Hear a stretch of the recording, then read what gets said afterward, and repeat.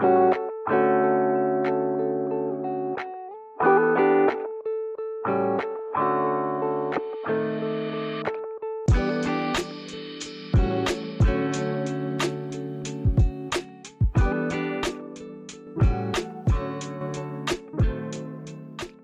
bookworms, and welcome back to my sister's TBR. I'm Rebecca.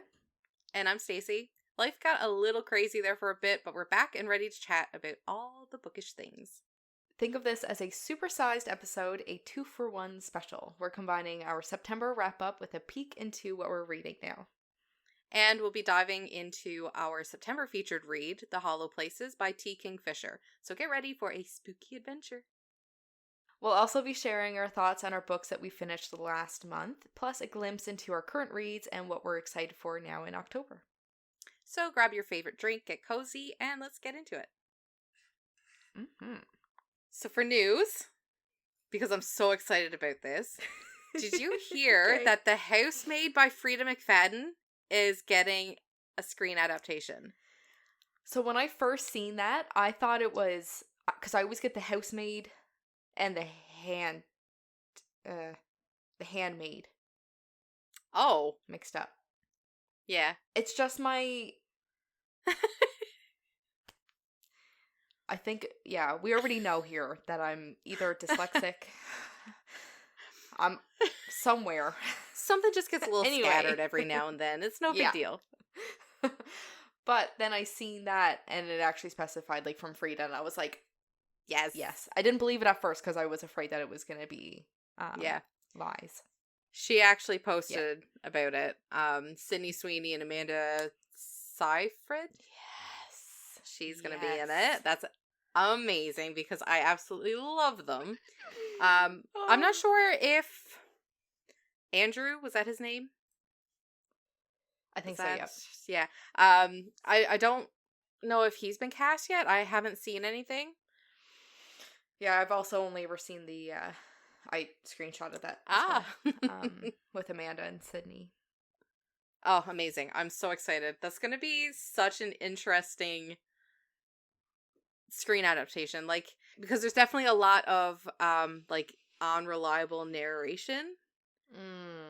Yes. Right? Because you're only getting the one side of things for a while.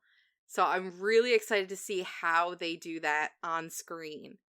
And especially with a lot of the internal monologue of the housemaid. I'm just really curious how this is going to work. Is it going to give us the same... It better. Yeah. It better. I was just going to ask who the director was. Paul Feig? Yeah, I'm not sure exactly. I'm sure we've seen something that he's directed. I just never really looked into it. I have another piece of news. Another piece of news. There's a off-campus TV series based on Elle Kennedy's books. So like The Deal, The Mistake, The Score, The Goal, The Legacy. Maybe we need to do that because I do like Elle Kennedy's books. You read Girl Abroad, right? Yes. Beautiful. Beautiful. Amazing. Do you have any other news? I have another thing. I don't think I do. I've been very MIA on the social media front, so I haven't really got a whole lot. I've been the opposite lately. Oh. My brain needed that. I've just been just on social media and TikTok for the last doom month. Scrolling. That's all that my brain could handle. Yeah. I get it. So, Entertainment Tonight posted saying that Colleen Hoover's Reminders of Him gets the green light for movie adaptation. I did see that. And I forgot. I think I may have just sent it to you in a message. Did I?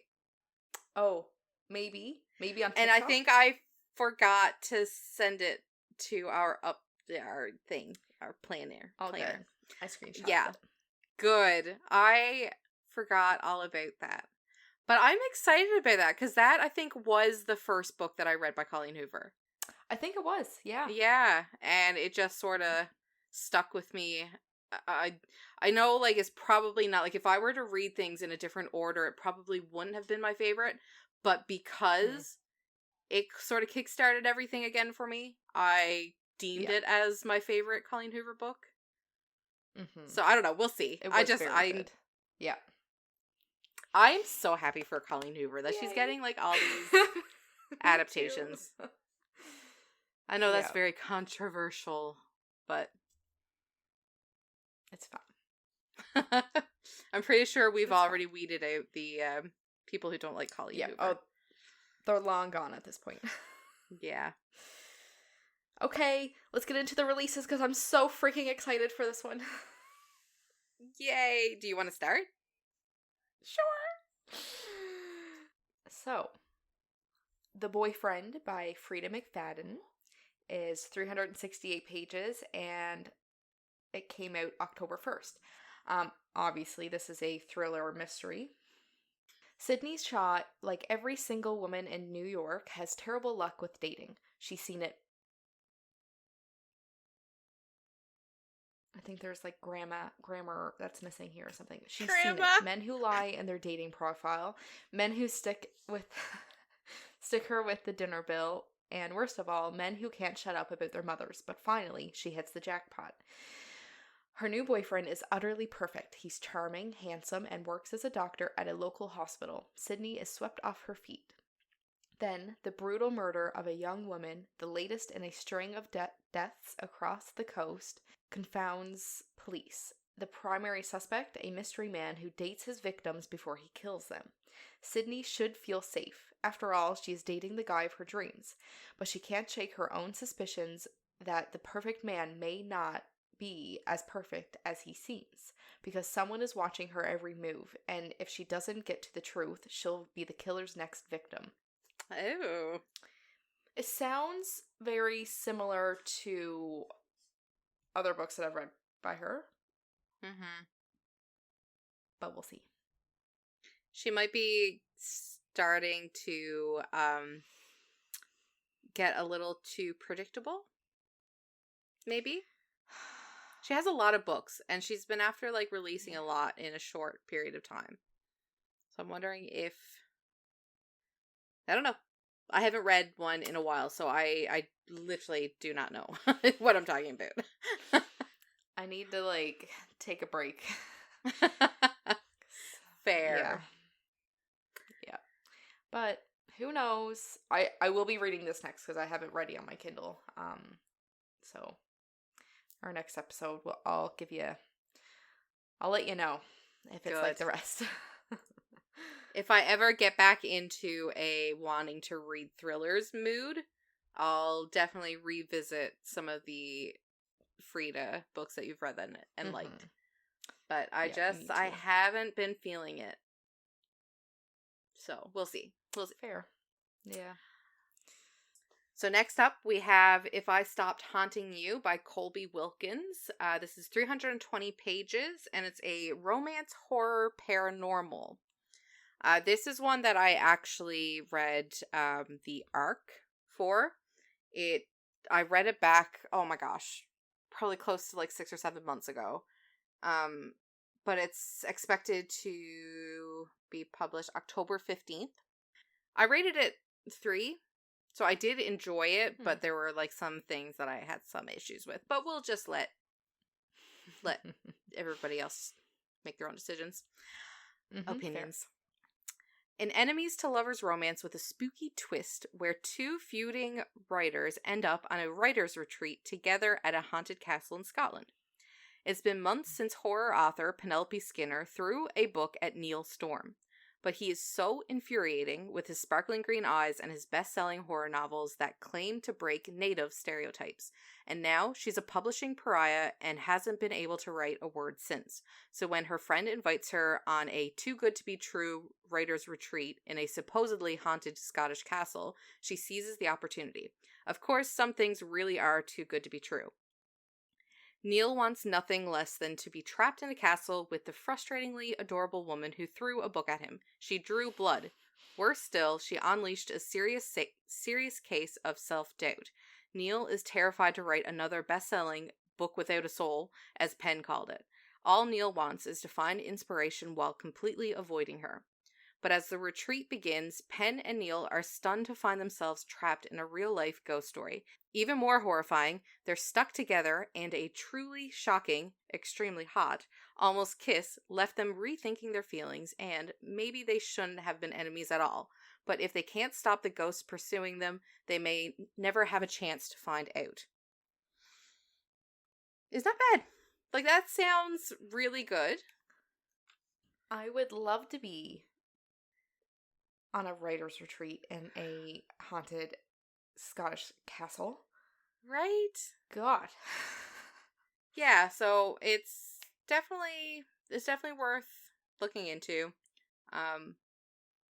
There were just a few little things that I nitpicked that just felt a little underdeveloped. So, but that was just the arc. So, with an arc, is there any change from the arc to the publication?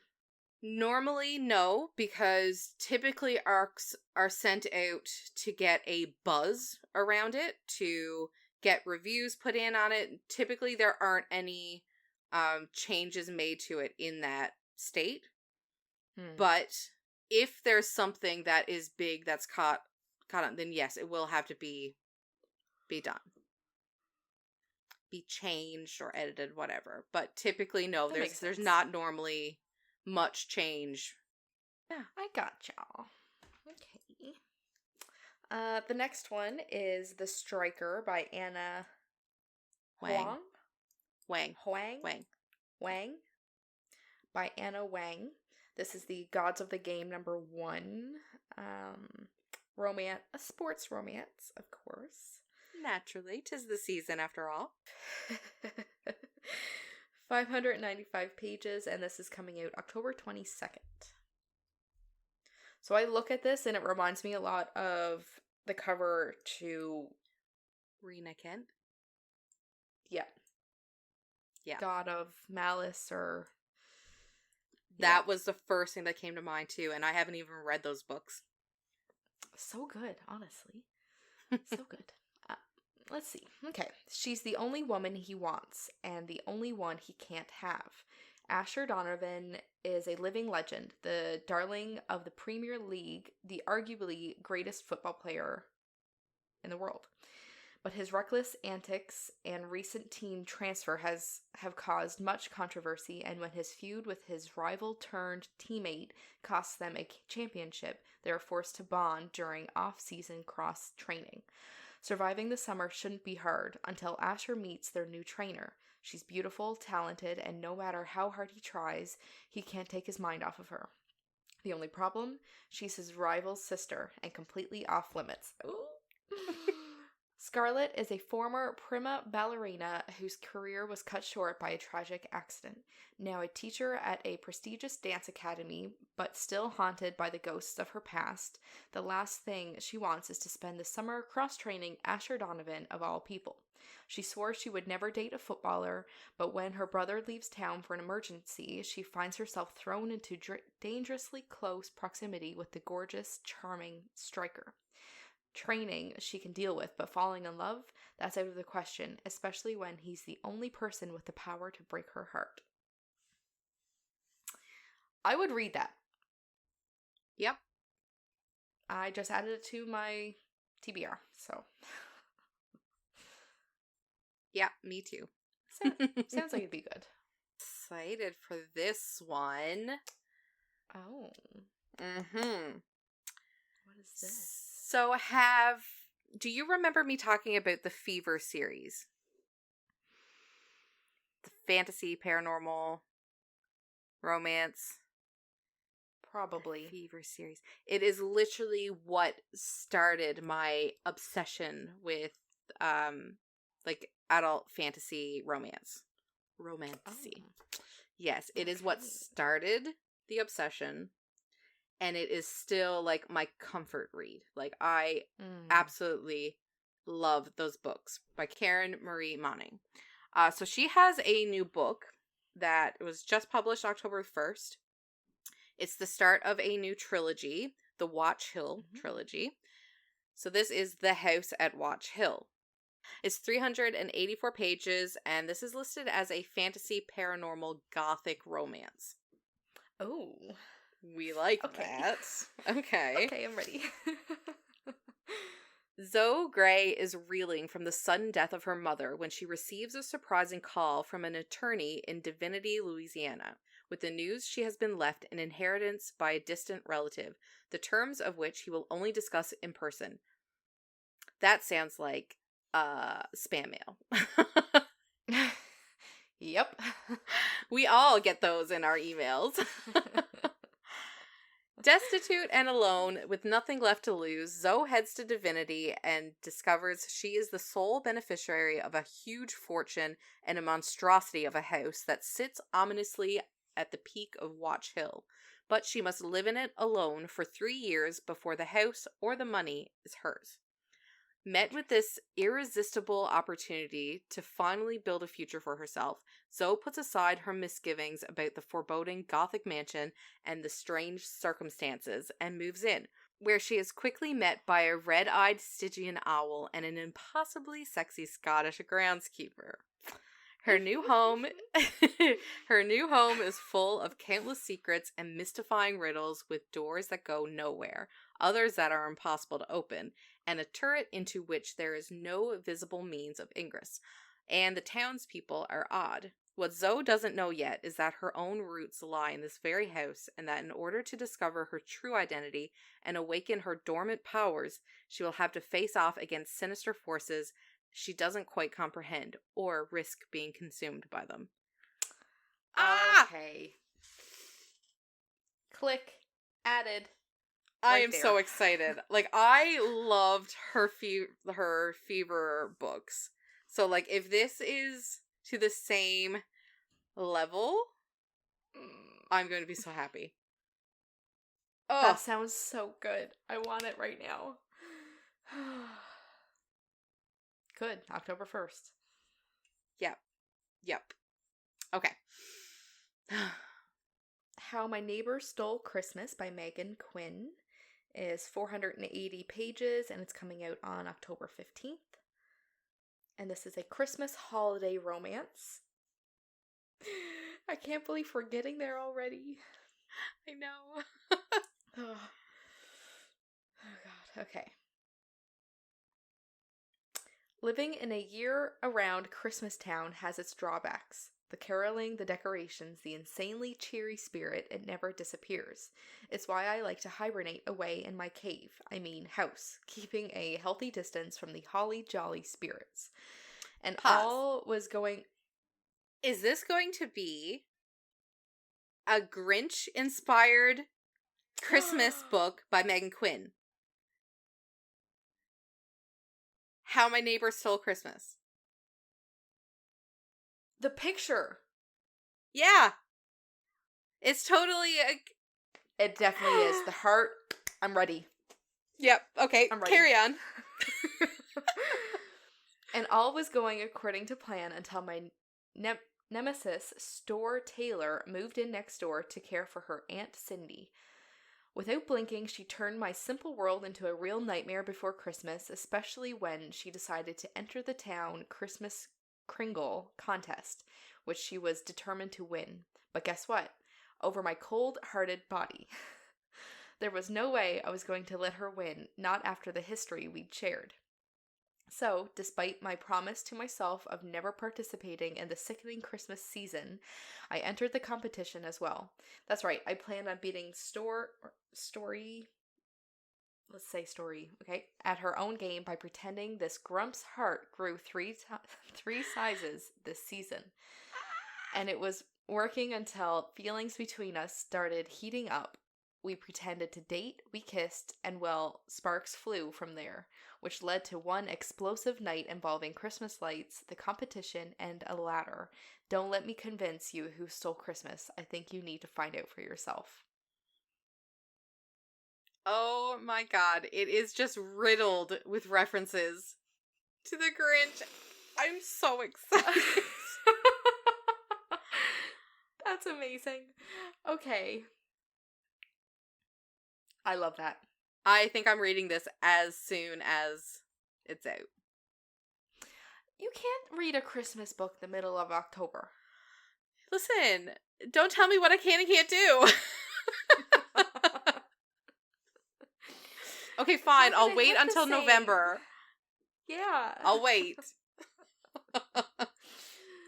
Oh, that's amazing. Oh my god. What are the chances that we have a second Christmas book on our highly anticipated releases of October? Shut the front door right now. So there is another J.K. Rowling book being released. It's Christmas at Hogwarts. This is released October 15th. It's only 48 pages, so it's only a little baby. Amazing. But still, we get a little more of the Harry Potter universe.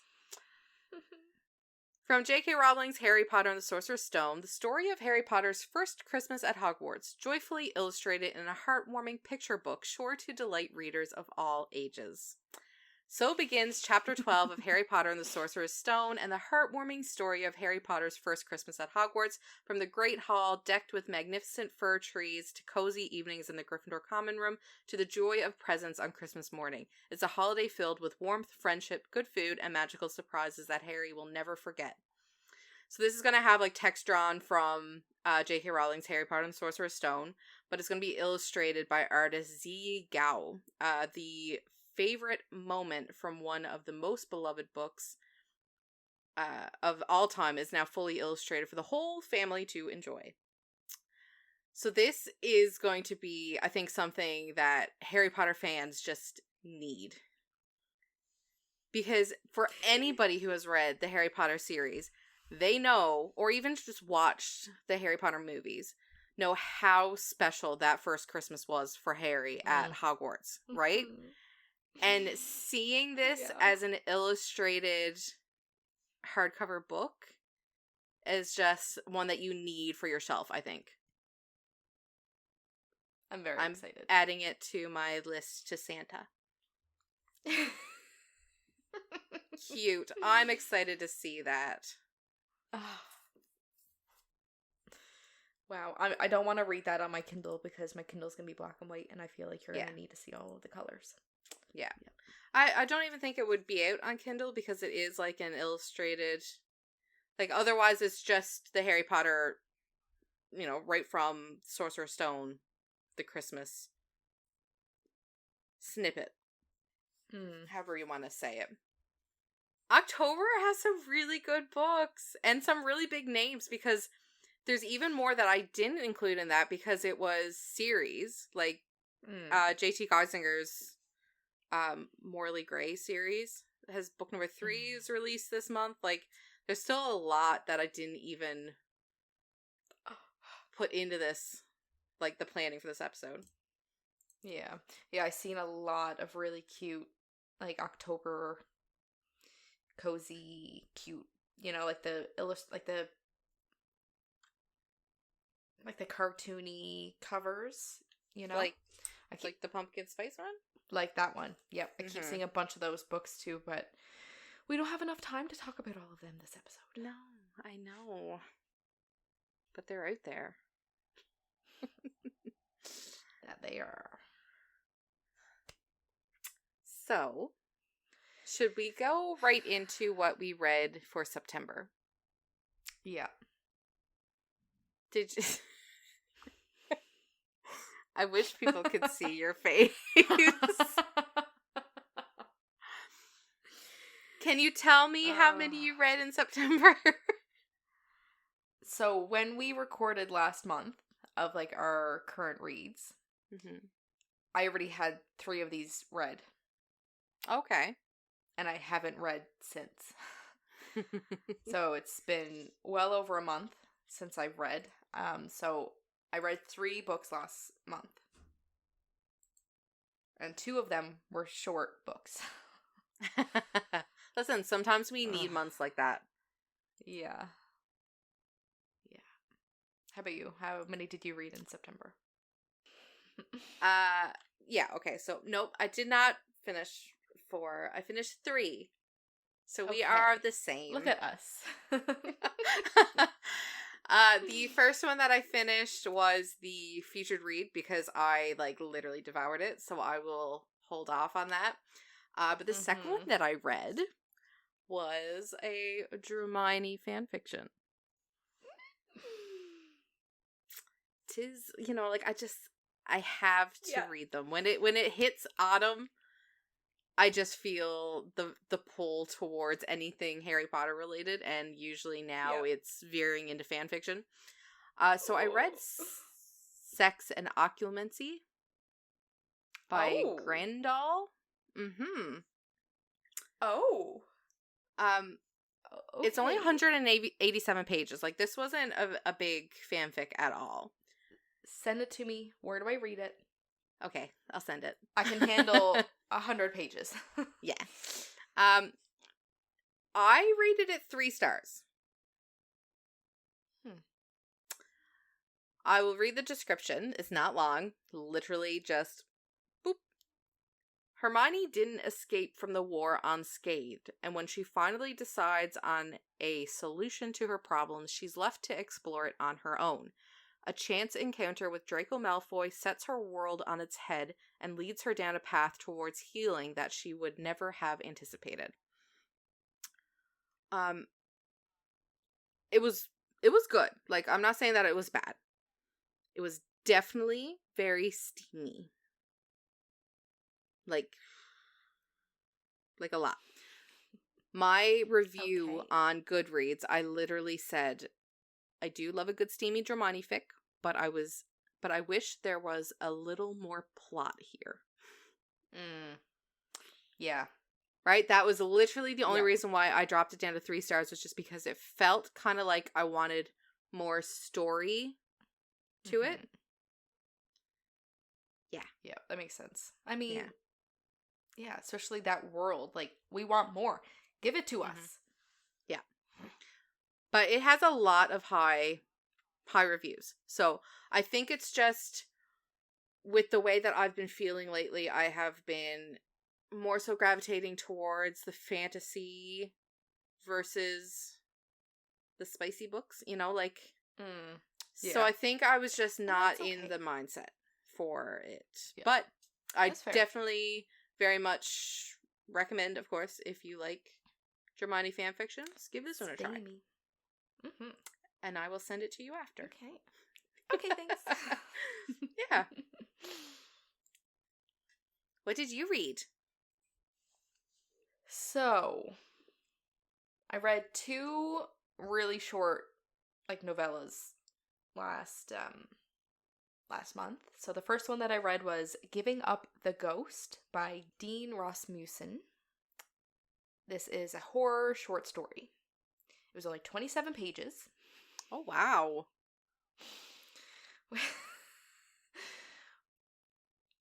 All of September and half of October, this is what I couldn't handle very much, okay? Okay. A gripping paranormal thriller. Also, okay, that just already doesn't line up. Goodreads is telling me that it's a horror, but the description is saying this paranormal thriller. Okay. A gripping paranormal thriller to rattle your nerves. A protective nurse pays a visit to an elderly dementia patient as a hurricane arrives, but discovers she can't leave after getting caught up in the patient's delusions. Wow. Yeah, that's it. Wow. I wish this was longer. And I know I say that every time with my short stories, but I did give this a 4. Wow. Which is surprising for a short story. Yeah, it was I was nervous. I had to sit in the corner of my couch facing all of my living room. Oh my god. Couldn't be back on.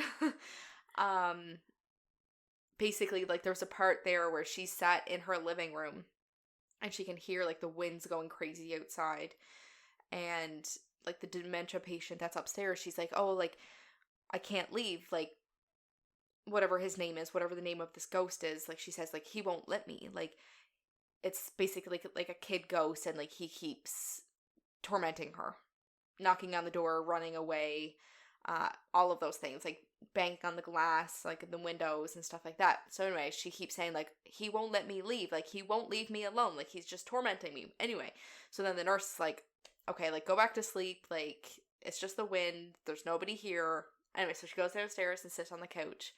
She hears something hitting like the window, and she's like, okay, like that's just the wind. But then picture like the corner of the house is like this, and her couch is like, she kind of sat in the corner, so she can hear somebody knocking on all of the siding all around her, and then bang on the front door. Anyway, it had my hairs standing up on my arms. Like it was really good. I wish it was longer, at least like an extra 100 pages. I don't know, but I wanted more of it. It was really good.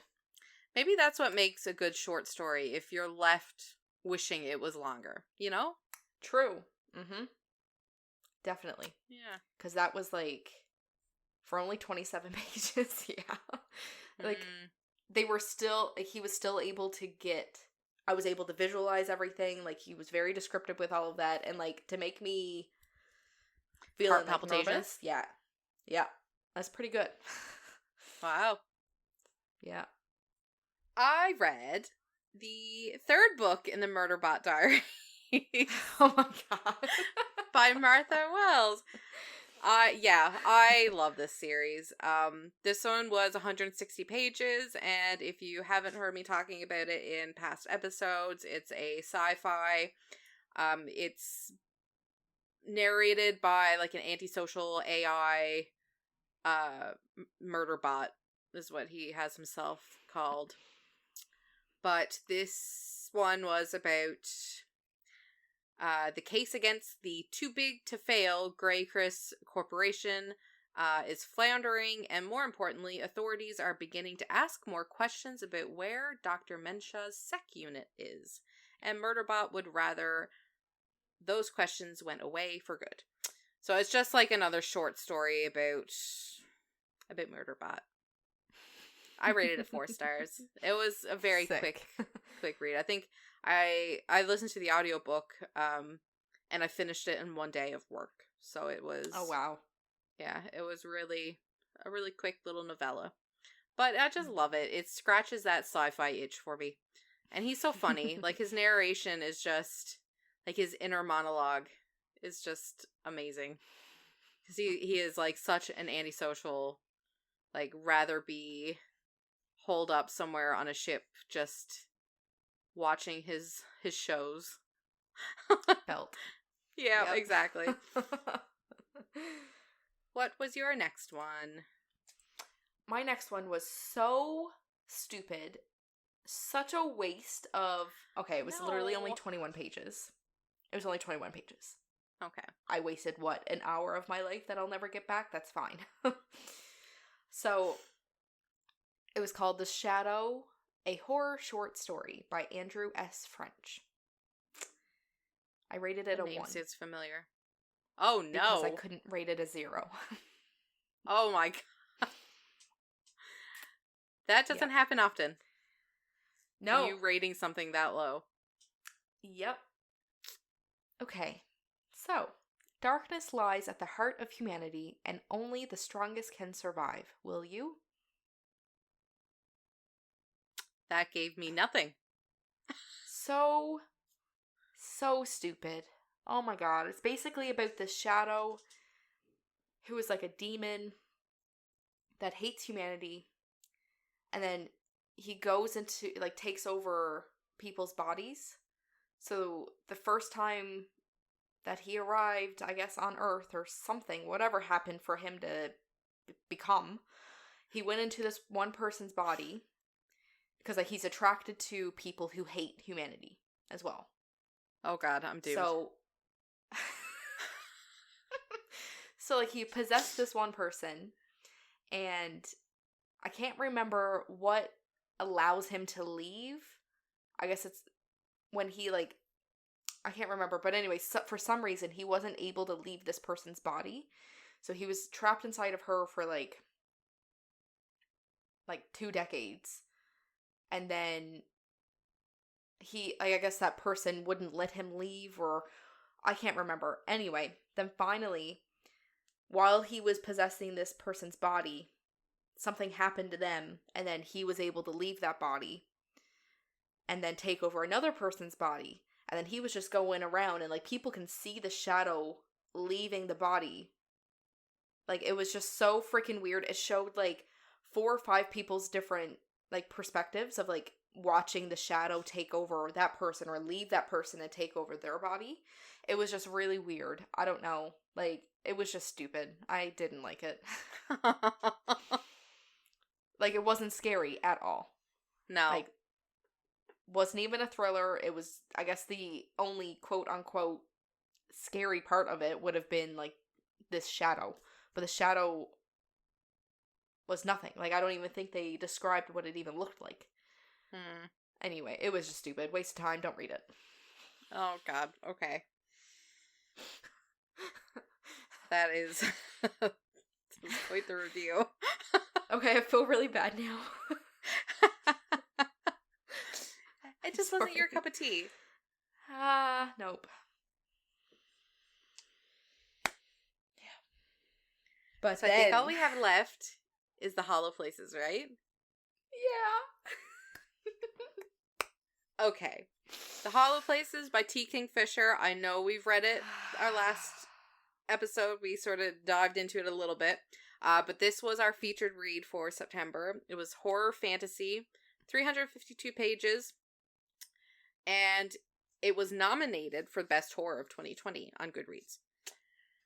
A young woman discovers a strange portal in her uncle's house, leading to madness and terror in this gripping new novel. Pray they are hungry. Kara finds these words in the mysterious bunker that she's discovered behind a hole in the wall of her uncle's house. Freshly divorced and living back at home, Kara now becomes obsessed with these cryptic words and starts exploring the peculiar bunker, only to discover that it holds portals to countless alternate realities. But these places are haunted by creatures that seem to hear thoughts, and the more you fear them, the stronger they become. That does nothing for the story. No. Oh my God. Like, I read that. Like, I didn't read it when I first started to read the book. Like, I didn't really focus on the description. Now, reading it, compared to how the story actually was, like, that did nothing. Like, I think the description needed to be a little better, I think, because this was a great read. It's actually based on like a super old story named The Willows, I think it was called. Yep, I read that. Yep. You read the original? I never read The Willows. I read in the after acknowledgements talking about it being based off of The Willows. Yeah. I rated it. I had to dock a couple stars. I rated it 3. But I still, like, really, like I said, I devoured this book. Like, I really took off running with it because it was really good. What made you dock your stars? So I felt like, how's the best way to put it? It was, like, really lacking in some ways. Like, also, I just want to preface, we're not going to talk about too many spoilers right now, just because we do have other things to talk about after we're done with this book, so nobody leave. Yeah. We won't spoil the book for you. No. Hold on. Let me just try to re-engage my brain. So the main reason why I docked off some of the stars is just because there was a lot of repetition in the book. Like, there were things that were, like, being said over and over, or, I don't know, like, it's just, I can't even, like, think of, how, like, what things she kept saying, but there were so much repetition. So that was kind of, like, a bit of an irk for me. I didn't like how little was explored, let's say. because I felt like, and again, trying to do this without really, like, spoiling any of the story, I just felt like I wanted her to explore more, you know? Like, but there were parts that, like, really had me, like, oh god. Yeah. Like, the same. school bus. Yeah, that... Like, okay. I literally had, like, chills from that.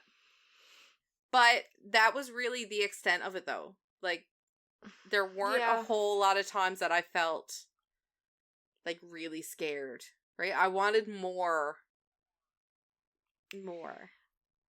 Yeah, like, when they were describing what happens in the Willows, or what happened in the Willows, I wish that was more descriptive and, yeah. you know? Yeah. But, yeah, that school bus scene, I couldn't sleep. I lost quite a few nights of sleep, honestly, because this book just had me, like, my mind racing. Yeah. I did rate it a 4. I loved it. Okay, let me just give a couple backups to this now. For starters, her uncle's house, or is a museum, taxidermy. Yeah. Ugh. So, for the last month, or 2 months, I want to say, I have had a stuffed wolf in my office. So, that has been staring at me for the last frickin' 60 plus days. I don't know how long it's been there. Then, I move into my apartment, and right out in front of my windows is an abandoned building. And it looks very creepy. Like, so, just in the book, like, talking about, like, abandoned, like, ships and abandoned bunkers and just, anyway, gave me the heebie-jeebies. Then, after I finished this book, I went to my friend Stacy's house, and there's these, like bushes in front of us, and I didn't realize what this was even called. And then, the person that was sat next to me was like, oh yeah, like, that's the Willows. Yeah, no, it's not. Stop it. I'm not kidding when I tell you. I was like, what? And I'm like, oh, I could have crawled out of my skin. I don't want to hear that word ever again. Oh, okay, yeah, that's a lot of weird coincidences while reading this book. This book just hit a little bit too close for my liking. Yeah, I can see that. Yeah. Hold on. I highlighted a couple different things. So, I loved this one. I know we talked about this on our last episode. I highlighted, it's only been a week, I told myself. You get at least a month to recover from your marriage before you have to start worrying that you're a slacker. Which was all the excuse I needed to pull up some suitably smutty fanfic and go to bed. I highlighted that one too. I love how she did brought like up, her like, humor. fanfiction. Yeah. It was a few different times she brought up fanfiction, which makes me wonder if maybe, did T. Kingfisher start writing fanfiction? Oh. Maybe. Interesting. We'll have to look into that. Yeah. I also, like, I did really like the humor of, like, Kara's humor. I do know that a lot of people who have left, like, negative reviews have said that they didn't like her, that she wasn't responding to what was happening in an accurate way. I'm just like, no, like, that is how I would react. The scary nerves, anxiety, anything like that, I respond with, like, trying to make jokes of it. That's what she was doing. Like, that was her mechanism, her coping mechanism. So, I got that. Yeah. But, like... One other thing I highlighted... Actually, there was 2 other ones, but one was, Simon and I went around the room together so close that my hip kept bumping his arm. If you didn't know better, or at least know Simon, you'd think that we were an item. But I'll tell you, this was the least sexy intimacy I've ever had, and I include gynecological exams in that. Yeah, I highlighted the same thing, I love the both of them together. I know. Amazing. Yeah. Yeah, I did really like it. And the part where she said, I told Uncle Earl that, which forced me to explain LARPing. And if you've never tried to describe hitting other people dressed as orcs with foam weapons, particularly to an older or an elderly relative, you haven't really lived. It's just so funny. Yep. Amazing. Like, it was such a good balance between, like, humor, the spooky. Yep. Mm-hmm. Yeah. Yep. Loved it. I had my issues with it, but it was overall, like, I enjoyed it. Mm-hmm. Some things were a little strange towards the end. Yep. But I just, overall, I just wanted more from what they found, you know? Yeah, I agree. Like, also, like, I was expecting them to explain, remember the first person that they found? Mm-hmm. I expected them to say who that was. Yeah. Either way, I would definitely recommend it for somebody who wants, like, an eerie, spooky book. Yeah. 1000%. Good God. And it definitely makes me want to read more of T. Kingfisher's books, because she has some great writing in that. Yeah, oh my God, yes. I've never read anything else by her, but I want to now. I've got a lot on my TBR. Just haven't gotten around to it. Like all the other 300 books that's on my TBR. Yeah. Because I'm a mood reader. Yeah. Yeah. Okay, should we just talk about the featured read? The what? Oh, the featured read. Our current featured read. October. Yeah. I was like, we just talked about our featured read. Did our lines get crossed somewhere? Okay. Yeah, okay. Well, go ahead, Rebecca. Let's introduce our current featured read for October. Get all those cozy vibes going. Yeah. Okay. So, our October featured read is The Pumpkin Spice Cafe by Laurie Gilmore. This is the #1 in the Dream Harbor series, and it's 286 pages, and it's a contemporary romance cozy mystery. Oh. Very nice. When Jeannie's aunt gifts her the beloved Pumpkin Spice Cafe in the small town of Dream Harbor, Jeannie jumps at the chance for a fresh start away from her very dull desk job. Logan is a local farmer who avoids Dream Harbor's gossip at all costs, but Jeannie's arrival disrupts Logan's routine and he wants nothing to do with the irritably upbeat new girl except that he finds himself inexplicably drawn to her. Will Jeannie's happy-go-lucky attitude win over the grumpy but gorgeous Logan, or has the city girl found the one person in town who won't fall for her charm or her pumpkin spice lattes? The Pumpkin Spice Cafe is a cozy romantic mystery for fans of Gilmore Girls with a grumpy versus sunshine dynamic, a small town setting, and a HEA guarantee. Tropes are grumpy versus sunshine, small town, found family, and spicy. Woot. Damn. I'm not very far into it. I'm going to be honest. Me neither. But I love how at the start of the book, it gives you a playlist. Yeah. I love when books do that, but yeah. Not that I can listen to music when I'm reading. Exactly. I do not have that good of an attention span to listen to music and read at the same time. My brain can only work on like one wavelength. Yeah. Yeah. I'd end up zoning out and looking at the words, but then singing along to the music, or completely turning off my ears and only focusing on the words. I can't do both. No. Cannot listen and read at the same time. No. It's pretty good so far. Like, it is definitely on the cozy side. It's definitely, I don't know. Like, I think it's going to be good. I'm just afraid that it's I might find it boring.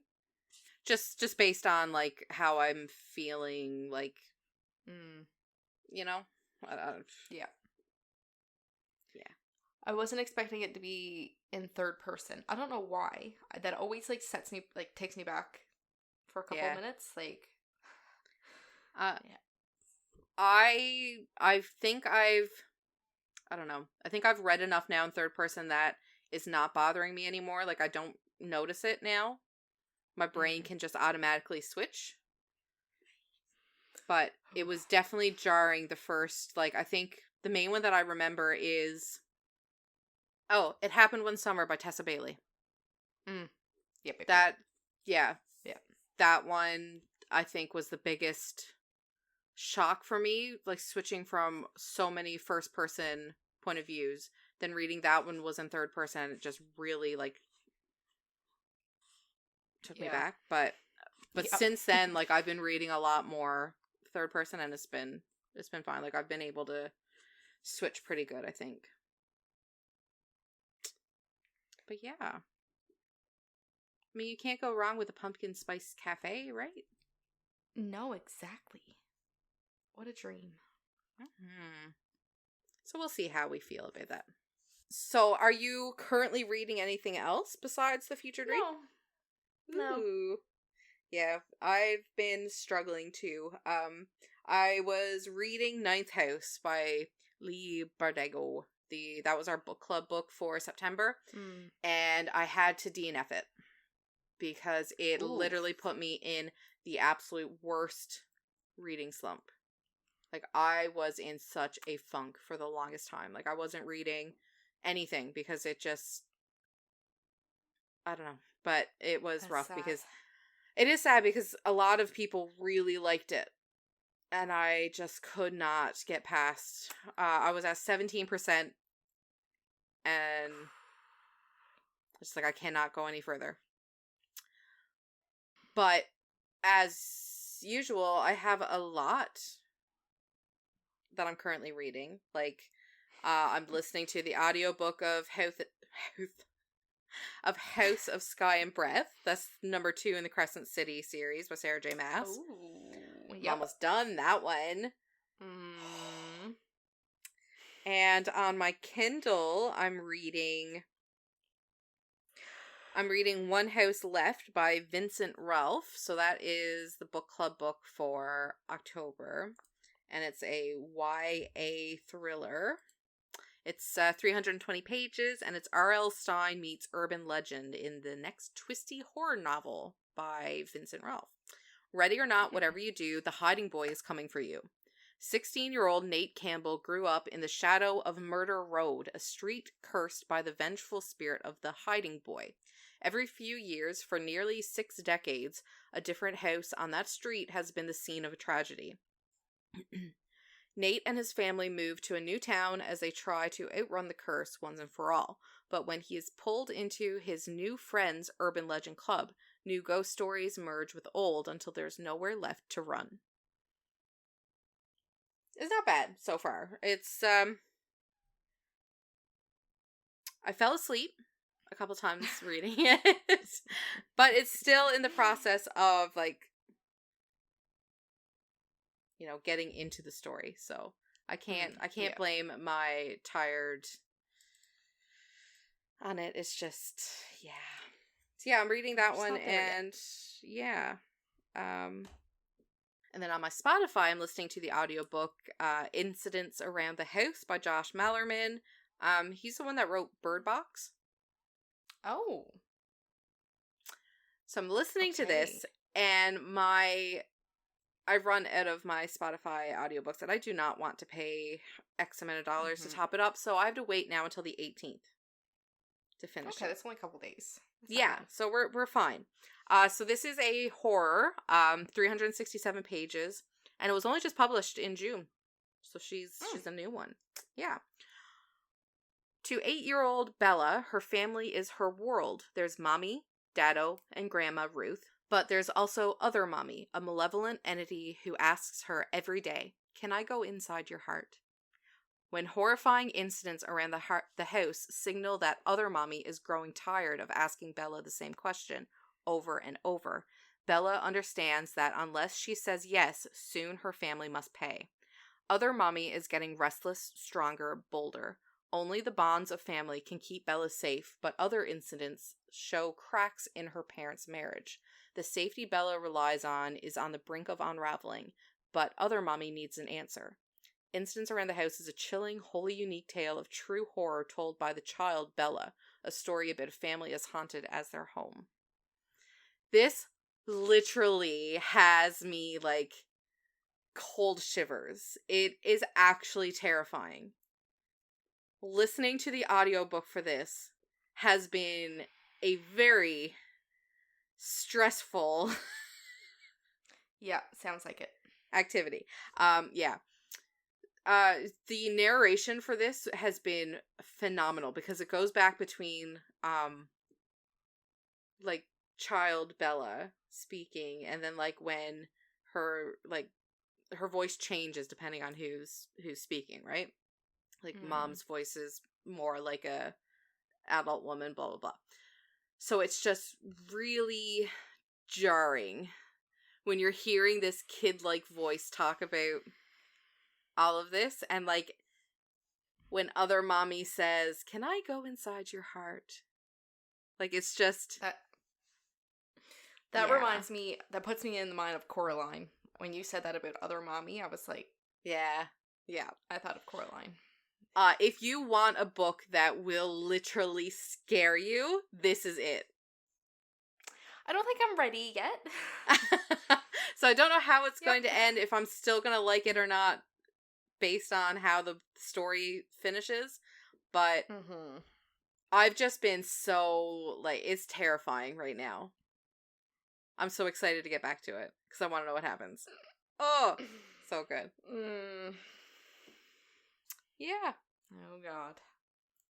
And I've started and paused so many other books throughout the month. I won't even get into those. I tell you, trying to find something to bring me out of that reading slump that Ninth House put me in has been very difficult. So far, the only thing that really worked was Crescent City. And this book. The other books I've been sort of like, feels like I don't know, like I'm just slogging through it, you know? Yeah. I need to get something now to get me out of my reading slump as well. Ugh. Maybe Dramani fanfic. That would be a great start. Yeah, send it. I'll send it over as soon as we're done. Okay. Alrighty. Well, this was fun. A very quick episode. Trying to get everything in, but I think we did normal okay. Next episode. Yeah, for sure. Alrighty. So follow us on Instagram at My Sisters TBR. Give us a like. Give us a rate. And we will see you in 2 weeks. Okay. Bye. Toodles.